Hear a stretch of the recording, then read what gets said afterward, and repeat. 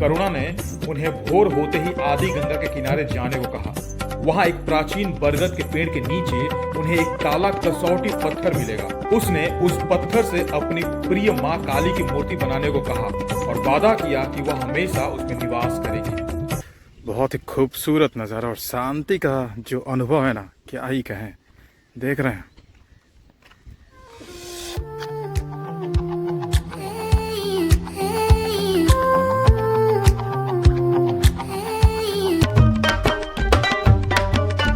इस एरिया को कबरडांगा इसलिए कहा जाता है क्योंकि यहाँ पर 3 ब्यूरियल ग्राउंड है, यानी कि कब्र, जिसको सिमेट्री कहा जाता है। डिफ़िकल्ट दिख रहा था, डिफ़िकल्ट था नहीं।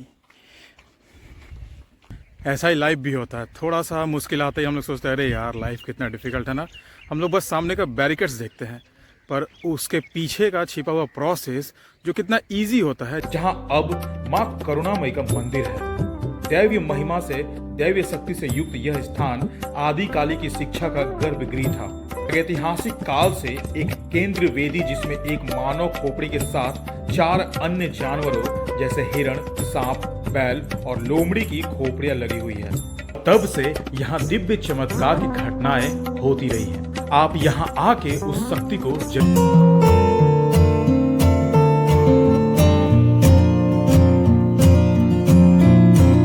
आपको आगे क्या करना है, कोई और रास्ता नहीं दिख रहा हो तो यहाँ जरूर आए और यहाँ बैठकर आप प्रार्थना करें। नमस्कार, हेलो बंधुओं, स्वागत है आप सबका घर बैठे पूरा कोलकाता देखो के फिर से नए एक एपिसोड में। और अभी हम लोग वेस्ट बंगाल के कोलकाता डिस्ट्रिक्ट एक्सप्लोर कर रहा है। तो चलिए फटाफट से आज का आप रूट मैप देख लीजिए कि किन जगहों को हम लोग एक्सप्लोर करने वाले हैं और आज की वीडियो में हम लोग क्या क्या देखने वाले हैं। तो आज जिन एरिया को हम लोग एक्सप्लोर करने वाले हैं वो है बांसद्रोणी, ब्रह्मपुर, कबरडांगा, ठाकुरपुकुर का कुछ एरिया और हरिदेवपुर को आज हम एक्सप्लोर करेंगे।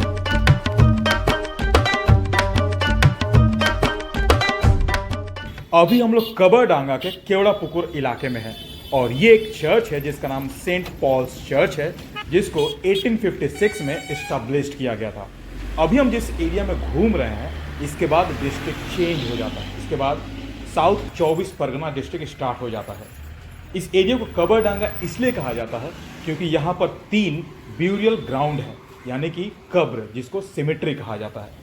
इन सिमेट्री के वजह से इस एरिया का नाम कबरडांगा पड़ गया। जो चर्च हमने दिखाया उससे थोड़ी दूर आगे बढ़ते ही ये एक सिमेट्री आपको दिखेगी और आसपास में 2 सिमेट्री और है। ये देख के कुछ याद आया क्या?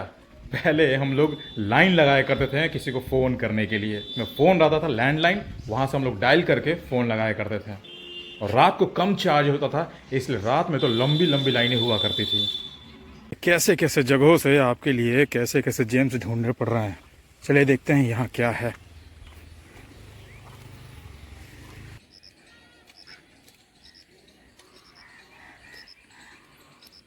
ये देखिए, ये मस्त बिंदास घूम रही है और इसका रस्सी लेके ये लोग मज़े में खेल रहे हैं। अभी हम लोग धालीपाड़ा में और ये यहाँ का भेड़ी है, यहाँ पर मछली पालन होता है। चलिए एक बार बीच में चलते हैं और बीच में चल के आपको दिखाते हैं वहाँ से कैसा दिखता है। गेट बंद है, ये सब बैरिकेड्स लगा हुआ है। ट्राई करते हैं उधर जाने का और ढलाव है। Okay, let's try it. अब आपको दिखाना है तो थोड़ा सा मेहनत तो करना पड़ेगा ना बॉस। चलो यहाँ से तो गैप है, यहाँ से निकलते हैं। ओके, डिफ़िकल्ट दिख रहा था, डिफ़िकल्ट था नहीं। ऐसा ही लाइफ भी होता है, थोड़ा सा मुश्किल आते ही हम लोग सोचते हैं अरे यार लाइफ कितना डिफ़िकल्ट है ना। हम लोग बस सामने का बैरिकेड्स देखते हैं, पर उसके पीछे का छिपा हुआ प्रोसेस जो कितना इजी होता है, जिसको थोड़ा सा अगर एफर्ट दें हम लोग, थोड़ा सा कॉन्फिडेंस दिखाएं तो उसको हम लोग पार कर सकते हैं। लेकिन वही हम लोग नहीं दिखा तो पहले डर जाते हैं अरे यार कितना डिफ़िकल्ट है। जैसा कि अभी आपको दिखा बैरिकेड्स कितना दिख रहा था ना, कैसे जाएंगे, लेकिन कितना ईजी था, थोड़ा सा एफर्ट दिया बस। तो ये भेड़ी कुछ ऐसा दिखता है मिडिल में आने के बाद। बहुत ही खूबसूरत नज़ारा और शांति का जो अनुभव है ना, क्या ही कहें। देख रहे हैं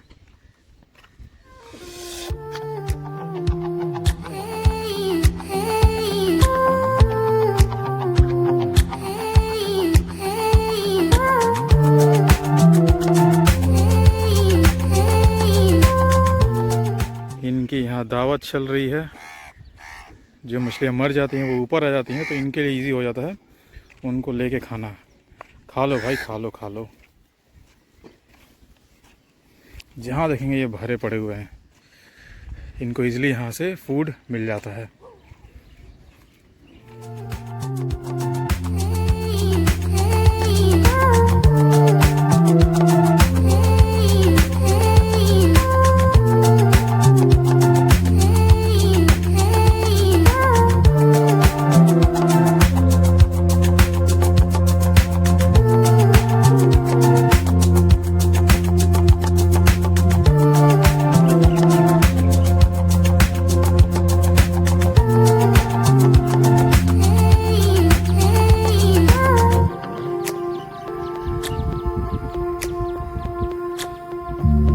तो अभी हम लोग श्री श्री करुणामयी काली मंदिर, जो कि कोलकाता के हरिदेवपुर एरिया में है। आप टाइम टेबल पहले देख लीजिए यहाँ पर किस टाइम पर क्या क्या होता है। उसके बाद अंदर चलते हैं और अंदर चलते चलते इस मंदिर के बारे में कहानी भी बताएंगे आपको।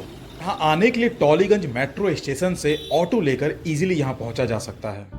बंगाल की धरती के सबसे शुरुआती जमींदारों में से एक सरवण रॉय चौधरी माँ देवी काली के उपासक थे। सरवण रॉय चौधरी परिवार के 27वें व्यक्ति नंदूलाल रॉय चौधरी कृष्णदेव रॉय चौधरी के इकलौते पुत्र थे। नंदूलाल रॉय चौधरी का पूजा स्थल बोरसे गांव, जो कि अब बारिशा हरिदेवपुर में था, जहां अब मां करुणामयी का मंदिर है। दैवीय महिमा से, दैवीय शक्ति से युक्त यह स्थान आदि काली की शिक्षा का गर्भगृह था और यहाँ स्वयं एक अत्यंत शक्तिशाली पंचमुंडी आसन मौजूद था, यानी 5 पवित्र सिरों का आसन। प्रागैतिहासिक काल से एक केंद्र वेदी जिसमें एक मानव खोपड़ी के साथ 4 अन्य जानवरों जैसे हिरण, सांप, बैल और लोमड़ी की खोपड़ियां लगी हुई है। इसलिए आदि गंगा के तट पर स्थित यह पवित्र स्थान अब बंगाल के सबसे पुराने मंदिरों में से एक माना जाता है। इसकी स्थापना 1722 ईस्वी में हुई थी। नंदूलाल रॉय चौधरी के 3 बेटे थे। हालांकि बहुत लंबे समय से नंदूलाल ने अपने अंदर एक बूढ़ी लड़की की चाहत पाल रखी थी। उनकी यह इच्छा पूरी हुई और उनकी एक बेटी भी हुई। उनका मानना था कि यह उनकी मां काली की असीम दया थी, जो उन्हें एक लड़की के रूप में मिली थी और इसलिए उसका नाम करुणा रखा गया। लेकिन फिर नंदूलाल को एक भयानक झटका लगा जब लड़की की अचानक मृत्यु हो गई। उसी रात उन्हें स्वप्न में एक दृश्य दिखाई दिया। उनकी खोई हुई बेटी उन्हें रोने से मना कर रही थी। करुणा ने उन्हें भोर होते ही आदि गंगा के किनारे जाने को कहा। वहाँ एक प्राचीन बरगद के पेड़ के नीचे उन्हें एक काला कसौटी पत्थर मिलेगा। उसने उस पत्थर से अपनी प्रिय माँ काली की मूर्ति बनाने को कहा और वादा किया कि वह हमेशा उसमें निवास करेगी। क्योंकि उन्होंने उस काली कसौटी से अपनी माँ देवी काली की मूर्ति गढ़ने की प्रतिज्ञा की थी, इसलिए वह एक समर्पित और ईमानदार मूर्तिकार के पास पहुंचे, जिसके कुशल हाथों ने पत्थर को माँ काली के एक सुंदर मूर्ति में बदल दिया। धीरे धीरे काम की प्रगति के साथ मूर्ति के चेहरे पर एक 7 साल के बच्चे की कोमलता और एक सौहार्दपूर्ण दिव्य मुस्कान आ गई और अंत में 6 नवंबर 1760 गुरुवार को काली पूजा उत्सव की ओस से भीगी अमावस्या की रात को श्री नंदूलाल रॉय चौधरी द्वारा पत्थर की मूर्ति को स्थापित किया गया और उसे जीवंत किया गया और तब से यहाँ दिव्य चमत्कार की घटनाएं होती रही हैं। आप यहाँ आके उस शक्ति को जरूर महसूस कर पाएंगे और ये पूरा मंदिर परिसर बहुत ही शांति प्रिय है। अब हम लोग आ पहुंचे हैं रामकृष्ण मठ, जो कि कोलकाता के बारिशा इलाके में है। यहाँ आने के लिए नजदीकी मेट्रो स्टेशन है पहला चौरास्ता, वहां से आप इजीली रिक्शा करके यहाँ आ सकते हैं।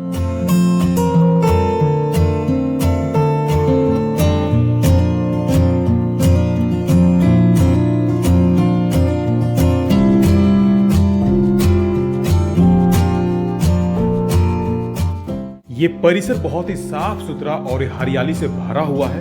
बहुत ही शांति का एहसास होगा आपको यहाँ आने के बाद।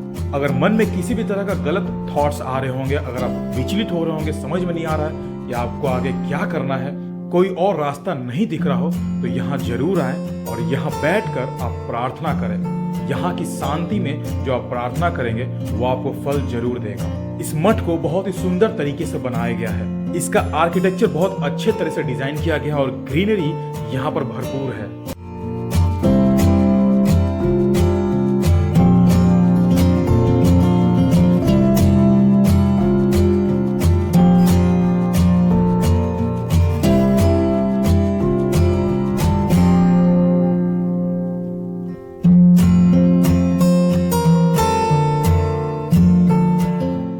यह एक छोटा सा हॉल भी है जिसमें रामकृष्ण जी, शारदा माँ और विवेकानंद जी की तस्वीरें हैं। वहां बैठकर आप प्रार्थना करके अपने आप को शांत कर सकते हैं।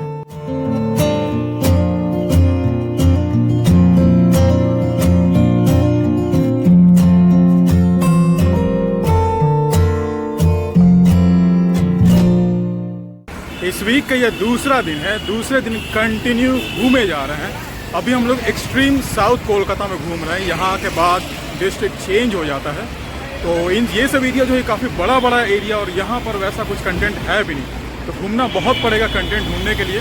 वही तलाश जारी है, कंटेंट ढूंढ रहे हैं। इस वीक हो सकता है तो 3 वीडियो ना डाल पाएँ, क्योंकि मंडे भी पूरा घूमे हैं, ट्यूसडे भी पूरा घूमे हैं और आज वेडनेसडे है, आज भी पूरा घूमे हैं। थोड़ा बहुत कंटेंट जाके मिला है। तो फिलहाल अभी हम लोग बेहला चौरास्ता की तरफ बढ़ रहे हैं और ये है बेहला चौरास्ता का मेट्रो स्टेशन और यहीं पर है बेहला चौरास्ता का जो क्रॉसिंग। तो इसी के साथ आज का ब्लॉग हम लोग यहीं एंड करते हैं। अगर आप चैनल पर नए हैं तो सब्सक्राइब जरूर करिएगा और ये वीडियो कैसा लगा ये ज़रूर बताइएगा। अभी तक कोलकाता जितना भी आप हमारी नज़रिए के द्वारा देख पा रहे हैं, ये देखकर आपको कैसा लग रहा है कोलकाता, ये अपना राय हमें ज़रूर बताएं। तो चलिए नेक्स्ट एपिसोड में मिलते हैं, तब तक टाटा।